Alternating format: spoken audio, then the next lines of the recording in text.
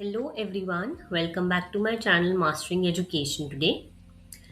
तो आज के वीडियो में हम लोग बी एच डी ए ई 182 जिसका एग्जाम काफ़ी पास है आप लोग का आई गेस 3 जून या फिर 2 जून को आपका बी एच डी ए ई 182 का एग्जाम है। इसको लेके काफ़ी सारे स्टूडेंट्स बहुत कंफ्यूज रहते हैं कि क्या क्वेश्चंस करके जाने हैं, क्या हम कैसे रट्टा मारें या फिर कैसे क्या आंसर लिख कर आए। ठीक है, तो इसलिए इस वीडियो में मैं आपको टॉप 3 मोस्ट रिपीटेड क्वेश्चन दे रही हूँ। आप देख सकते हो ये 10 मोस्ट रिपीटेड लिखा है। तो देखो 10 के 10 क्वेश्चन डिस्कस करती अगर मैं एक ही वीडियो में तो ये बहुत लंबी वीडियो हो जाती। इसलिए यहाँ पे हम 3 क्वेश्चन करेंगे, पार्ट 2 में 3 और फिर पार्ट 3 में 4। ओके, अगर आपको पार्ट 2 चाहिए तो आपको नीचे कमेंट करना है नंबर 2। अगर आप नंबर 2 कमेंट करोगे और मुझे अच्छा रिस्पॉन्स मिलेगा इस वीडियो पे तो मैं आगे के क्वेश्चंस भी अपलोड कर दूंगी। ओके, तो अभी के लिए बिना किसी टाइम वेस्ट करे हम स्टार्ट करते हैं। ये सारे क्वेश्चंस आपके प्रीवियस ईयर पेपर्स पे बेस्ड है। ओके, मैंने सारे पेपर एनालाइज करके कुछ ऐसे क्वेश्चंस हैं जो मोस्ट ऑफन रिपीट होते हैं और पेपर में आते ही आते हैं। तो इस पीडीएफ में हम आंसर्स भी देखेंगे और समझेंगे भी क्वेश्चंस को। ओके, स्टार्ट करते हैं क्वेश्चन नंबर 1 से। देखो क्वेश्चन नंबर 1 है भाषा का स्वरूप एवं प्रकृति स्पष्ट कीजिए। अब देखो सबसे पहले ना समझते हैं कि क्वेश्चन केयरफुली हमसे पूछ क्या रहा है। बहुत सारे स्टूडेंट्स यही गलती कर देते हैं। देखो क्वेश्चन में ना दो वर्ड्स हैं, एक है स्वरूप और एक है प्रकृति। ठीक है, और दोनों अलग चीजें हैं, ये दोनों वर्ड्स डिफरेंट हैं। ओके, अगर हम देखें तो स्वरूप का मतलब होता है कि लैंग्वेज दिखती कैसी है, उसकी कैरेक्टरिस्टिक्स क्या है। जैसे कि अगर इंग्लिश लैंग्वेज को हम अल्फाबेट्स वगैरह यूज करके लिखते हैं तो वो कैसे बनते हैं, ऐसे ही हिंदी में हम उसका स्वरूप देख रहे हैं कि कैसे शब्द बनते हैं, लिखे जाते हैं। ओके, कि हमें कैसे दिखाई देती है वो लैंग्वेज। और वहीं प्रकृति का मतलब होता है लैंग्वेज की नेचर क्या है, उसका बिहेवियर कैसा है। ओके, मतलब एग्जामिनर बेसिकली हमसे पूछ रहा है कि लैंग्वेज भाषा क्या होती है और उसकी खासियत क्या है और लैंग्वेज का नेचर कैसा होता है। ओके, अगर आपको ये समझ आ गया तो आंसर ऑटोमेटिकली इजी हो जाएगा, आप अपने आप भी आंसर बनाकर लिख सकते हो। ठीक है, अब देखो मैं आपको यहाँ पे हर एक वर्ड का मतलब नहीं बताऊंगी, मैं आपको जनरली आंसर एक्सप्लेन करती हूँ। आपको आंसर जब स्टार्ट करोगे तो आपको सबसे पहले लिखना है कि भाषा हमारी लाइफ का बहुत ही इंपॉर्टेंट पार्ट है। ओके, सोचो अगर आप भाषा ही ना होती तो हम एक दूसरे से कैसे बात करते ही क्या, हम अपने थॉट प्रोसेस शेयर नहीं कर पाते, ना फीलिंग एक्सप्रेस कर पाते, ना हम रिलेशनशिप्स बना पाते। इसलिए हम जो भी बोलते हैं, लिखते हैं, समझते हैं, सब लैंग्वेज के थ्रू होता है, सब कुछ भाषा के थ्रू ही होता है। इसलिए भाषा को ह्यूमन सिविलाइजेशन का बेस भी कहा जाता है। ओके, ये सब आपको इंट्रोडक्शन प्रस्तावन में लिखना है। ओके, अब देखते हैं भाषा क्या होता है। देखो अगर मैं सिंपल वर्ड्स में तुम्हें समझाऊं ना तो भाषा एक ऐसा मीडियम है जिसके द्वारा हम एक दूसरे से बात करते हैं, अपने थॉट्स शेयर करते हैं, अपनी सोच, अपनी फीलिंग्स और अपने आइडियाज को एक दूसरे से शेयर करते हैं। भाषा का ये हमारा मतलब होता है। ओके, तो ये तुम्हें जरूर लिखना है कि देखो भाषा जिसके द्वारा मनुष्य अपने विचारों, भावनाओं तथा अनुभवों को व्यक्त करता है। ओके, ये इंपॉर्टेंट लाइन है इसमें। देखो अगर तुम एक एग्जाम्पल भी लिख सकते हो, आप अपनी मम्मी को बोलते हो मुझे भूख लगी है ना, तो ये एक लैंग्वेज है। आप अपने फ्रेंड को टेक्स्ट भेजते हो तो बोलते हो यार नोट्स भेज दे, तो ये भी लैंग्वेज है। ठीक है, मतलब हमारा चीजों को एक्सप्रेस करने का वे लैंग्वेज के थ्रू आता है, भाषा के थ्रू आता है। ठीक है, अब आता है हम जो भाषा हमने बात करी स्वरूप एवं प्रकृति। सबसे पहले देखते हैं भाषा का स्वरूप। ओके, सबसे पहला पॉइंट आप इसमें लिखोगे भाषा एक सामाजिक संस्था है। अगर हम इसका मतलब देखें तो भाषा सोसाइटी में डेवलप होती है। ठीक है, हम लैंग्वेज जो है बुक्स देखकर पैदा नहीं होते, हम भाषा को अपने आसपास जैसी चीजें हो रही होती है उससे सीखते हैं। इसीलिए एक बंदा जो दिल्ली में रहता है वो दिल्ली वाली भाषा सीखता है, एक बंदा अगर तमिलनाडु में रहेगा तो तमिल में भाषा को अपने बोलेगा। ठीक है, पंजाबी अगर आपकी फैमिली है तो आप पंजाबी बोलना सीखोगे। तो भाषा हम आसपास की सराउंडिंग से सीखते हैं। ओके, दूसरा पॉइंट आता है भाषा ध्वनि आधारित है, यानी कि लैंग्वेज का बेस हमारा साउंड होता है, ध्वनि होती है। जब एक बच्चा पैदा होता है तो वो पहले से ही बोलना नहीं सीखता, वो कुछ आवाज निकालता है, उससे हम लोग चीजें समझते हैं। इसलिए जो भाषा बोली जाती है उसको हम प्राइमरी फॉर्म बोलते हैं। ठीक है, हमारी जो रिटर्न वाली है, जो हम लिखते हैं, वो बाद में डेवलप होती है, पहले बोलने वाली डेवलप होती है। ओके, फिर आता है थर्ड पॉइंट। देखो, थर्ड पॉइंट में डायरेक्ट यहाँ लिखा हुआ है भाषा विचारों की अभिव्यक्ति का माध्यम है। ठीक है, ये देखो थर्ड पॉइंट, यानी कि हम अपने थॉट्स और इमोशन हम लोग भाषा के थ्रू एक दूसरे तक पहुंचाते हैं। अगर आपका मूड खराब है तो आप बोलते हो मेरा मूड खराब है, या फिर आप खुश हो तो आप बोलते हो यार आज आज का दिन बहुत अच्छा था। तो भाषा हम लोग अभिव्यक्त करते हैं किसी माध्यम से। ओके, उसके बाद पॉइंट 4 अगर हम देखें तो भाषा संकेतों और प्रतीकों की व्यवस्था है। ये पॉइंट स्टूडेंट्स को कंफ्यूजिंग लगता है, बट एक्चुअली ये बहुत इजी है। वर्ड्स सिंबल होते हैं, यानी कि आप किसी भी शब्द को पढ़ते हो तो आपको तुरंत समझ आ जाता है कि मैं क्या बोल रहे हैं। अब मैं बोलूंगी किताब, तो किताब से आपके दिमाग में एक इमेज बन जाती है ना, तो इसीलिए वर्ड सुनते ही दिमाग में हमारे एक इमेज आ जाती है। इसी तरह हर वर्ड किसी ऑब्जेक्ट या फिर किसी थॉट को हमारे एक्सप्रेस करता है। ओके, फिर आता है भाषा नियम बोध होती है, यानी कि हर भाषा का बोलने का एक तरीका होता है, ग्रामर यूज होती है, रूल्स होते हैं जो हमें फॉलो करने होते हैं। ठीक है, लड़का है तो बोलता है जाता हूं, लड़की है तो बोलती है जाती हूं। तो ये होते हैं कुछ नियम जो हमें भाषा में फॉलो करने होते हैं। ओके, भाषा परिवर्तनशील होती है। ये बहुत इंपॉर्टेंट पॉइंट है कि लैंग्वेज कभी भी, भाषा जो है फिक्स्ड नहीं होती, एक ही तरीके की नहीं होती, समय के साथ बदलती है। जैसे कि पहले जो हम शब्द यूज करते थे अब वो अलग हो गए हैं। जैसे कि पहले के टाइम पे लोग पत्र लिखते थे, अब हम पत्र नहीं लिखते, अब हम एक दूसरे से व्हाट्सएप के थ्रू बात कर लेते हैं, सोशल मीडिया के थ्रू बात कर लेते हैं। ठीक है, फोन के थ्रू बात कर लेते हैं। तो भाषा चेंज भी होती रहती है। ओके, अब क्वेश्चन का सेकंड पार्ट आता है भाषा की प्रकृति। तो अगर हम इसके पॉइंट्स देखें, सबसे पहले भाषा अर्जित संपत्ति है, यानी कि लैंग्वेज बॉर्न क्वालिटी नहीं होती। हम लोग जब पैदा होते हैं तब से ही हमें बोलना हिंदी या इंग्लिश ये सब नहीं आ जाता, हम लोग अपने आसपास के लोगों से सीखते हैं। ठीक है, इसलिए ये अर्जित संपत्ति है।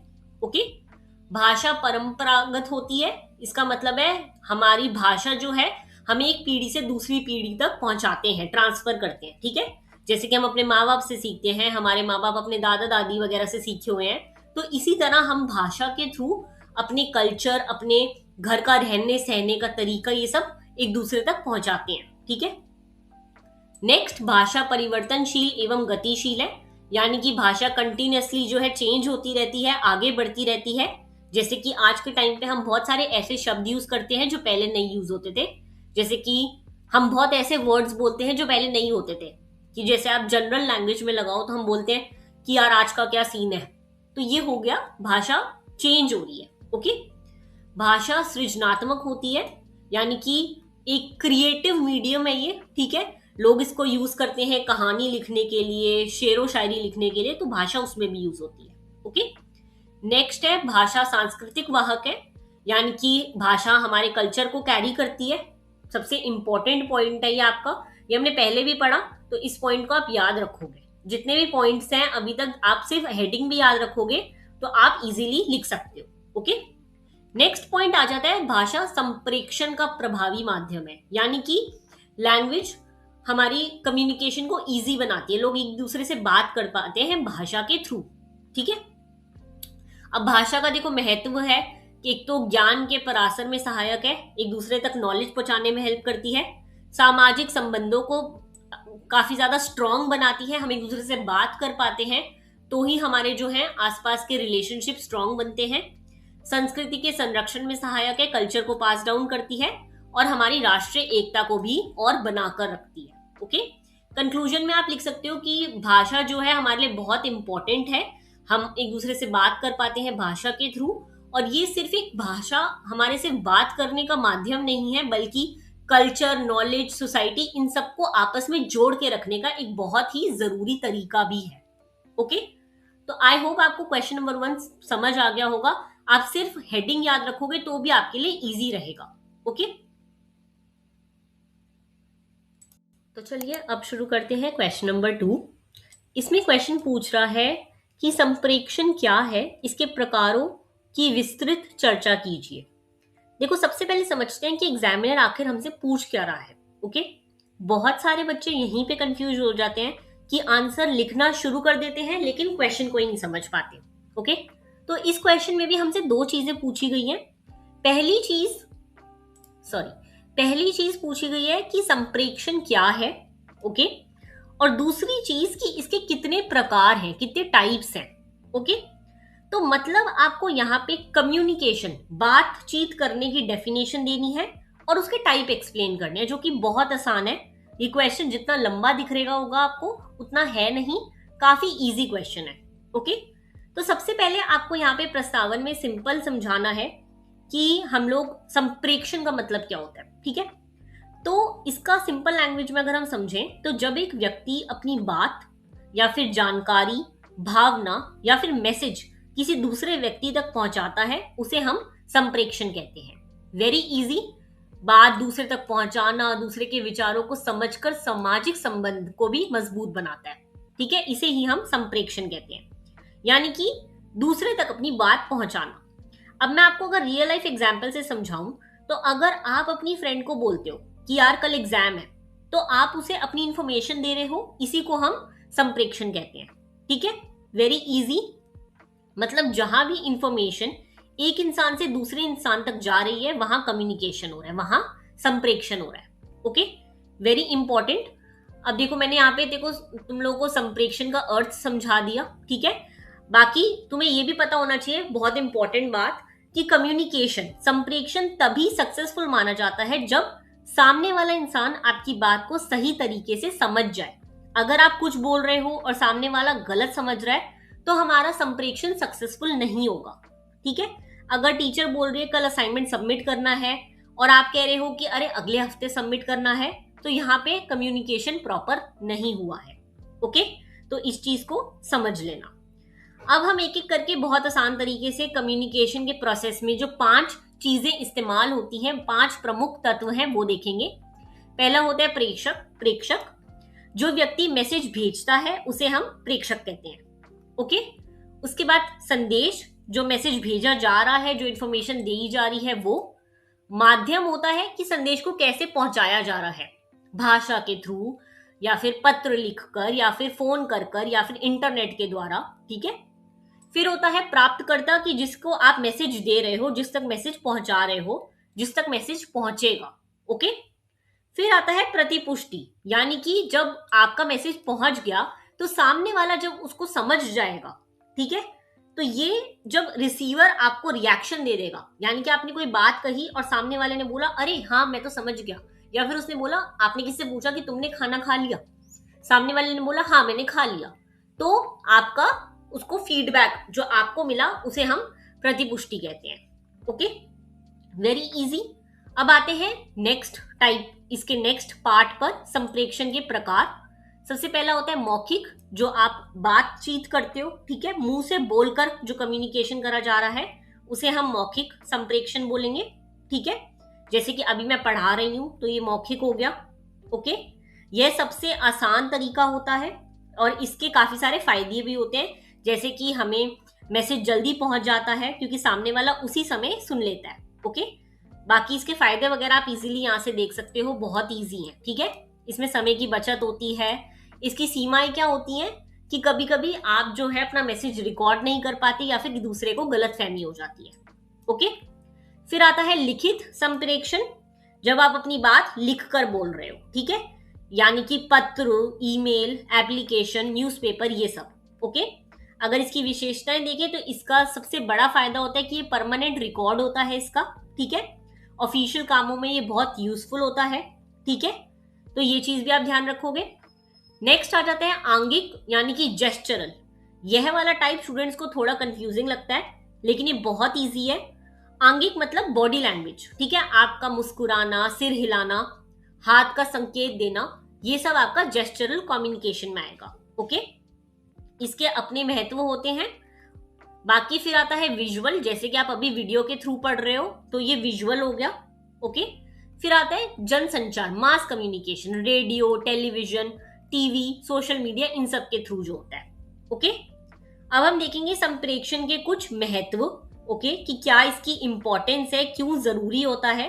तो सबसे पहले तो कि इंफॉर्मेशन, यहाँ पे देखो, संबंधों को मजबूत बनाने के लिए, हमने पहले भी देखा था, दूसरों तक इंफॉर्मेशन पहुंचाने के लिए, ठीक है, किसी भी संगठन को साथ में जोड़ने के लिए बहुत ज्यादा जरूरी होता है, ठीक है, हम लोगों के डेवलपमेंट में बहुत इंपॉर्टेंट होता है, विकास में, और राष्ट्रीय एवं सामाजिक विकास में भी बहुत जरूरी होता है। ओके, तो ये वाला क्वेश्चन यहीं पे खत्म होता है, बहुत इजी था, आप सिर्फ हेडिंग्स भी पढ़ लोगे तो भी आंसर इजीली लिखाओगे। ओके, तो चलिए अब शुरू करते हैं प्रश्न 3।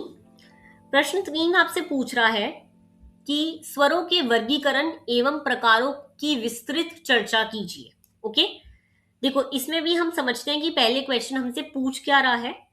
बहुत सारे स्टूडेंट्स इस क्वेश्चन को देखकर डर जाते हैं क्योंकि इसमें बड़े बड़े शब्द लिखे हैं, वर्गीकरण, प्रकार, स्वर, है ना, तो इसलिए डरने की जरूरत नहीं है। एग्जामिनर बस आपसे वॉवल्स के बारे में पूछ रहा है, वेरी इजी, इंग्लिश में वॉवल्स कॉन्सोनेंट्स पढ़े हैं ना, वही पूछ रहा है इसमें भी, ठीक है, लेकिन इसमें हमें थोड़ा डिटेल में बताने हैं। ओके, तो पहले इसमें पूछा गया कि स्वर क्या होते हैं, ठीक है, और दूसरी चीज उनके टाइप कितने प्रकार के होते हैं, उन सबको आपको डेफिनेशन, एग्जाम्पल्स, इन सब के साथ समझाना है, ठीक है। सबसे पहले हम प्रस्तावन में पढ़ेंगे कि स्वर क्या होते हैं। तो अगर मैं आपको बहुत ही सिंपल लैंग्वेज में समझाऊं तो जिन ध्वनियों का उच्चारण बिना किसी रुकावट के किया जाता है उन्हें स्वर कहते हैं। मतलब कि जब आप उन शब्दों को बोल रहे हो, उन लेटर्स को बोल रहे हो, तो आपके मुंह से आवाज जो है आराम से निकल रही है, किसी भी रोक टोक के बिना, ठीक है। यानी कि जिन लेटर्स को बोलने के लिए किसी दूसरे लेटर की जरूरत नहीं पड़ती उन्हें हम स्वर कहते हैं। जैसे कि उदाहरण यहाँ पे दे रखे हैं, अ आ इ ई उ ऊ, ये सारे आपके एग्जाम्पल्स हैं, ठीक है। अगर मैं अ बोलूं तो मैं उसे अकेले बोल सकती हूँ, लेकिन अगर मैं क बोलूंगी तो उसके साथ कोई वॉवल लगाना पड़ेगा। ओके, तो इसलिए इन्हें ही स्वर और व्यंजन, जो हमने पढ़े हुए हैं बचपन में भी सबने पढ़े हुए हैं ये, ठीक है। तो अब हम इसकी अगर विशेषताएं पढ़ेंगे तो सबसे पहले तो स्वरों का उच्चारण स्वतंत्र रूप से होता है, यानी कि स्वर अकेले बोले जा सकते हैं, ठीक है। दूसरी बात, वायु बिना रुकावट के पास होती है, मैंने आपको अभी बताया था ये चीज, ठीक है। तीसरी बात अगर हम देखें तो अगर आप सिंपल लैंग्वेज में इसको समझोगे कि शब्द निर्माण में महत्व रखते हैं, कोई भी शब्द बनाना है तो हमें स्वरों की जरूरत होती है, ठीक है, वॉवल के बिना हम शब्द नहीं बना पाते, ठीक है। व्यंजनों का आधार, व्यंजन भी इसी के बेसिस पे ही बनते हैं, ठीक है। व्यंजन अकेले प्रोनाउंस नहीं हो सकते, उन्हें वॉवल की जरूरत पड़ती है, व्यंजन को स्वर की जरूरत पड़ती ही पड़ती है, ठीक है। अब हम इसके टाइप्स वगैरह देखेंगे, वर्गीकरण। सबसे पहले उत्पत्ति के आधार पर स्वरों का वर्गीकरण होता है। मूल स्वर होते हैं कुछ, ठीक है, जो स्वर किसी दूसरे स्वर से नहीं बनते उन्हें हम मूल स्वर कहते हैं, मतलब कि ओरिजिनल वॉवल्स। ओके, एग्जाम्पल यहाँ दे रखे हैं।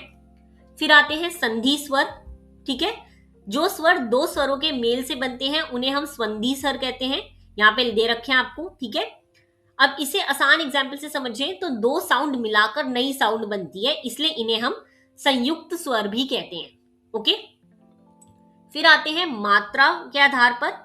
मात्रा का मतलब होता है किसी वॉवल को बोलने में कितना समय लग रहा है, ठीक है। तो पहले आ जाता है ह्रस्व स्वर, ठीक है। इसको अगर हम समझे इजी लैंग्वेज में तो जिन वॉवल को बोलने में कम समय लगता है उन्हें हम ह्रस्व स्वर कहते हैं, शॉर्ट साउंड्स। ओके, फिर आते हैं दीर्घ।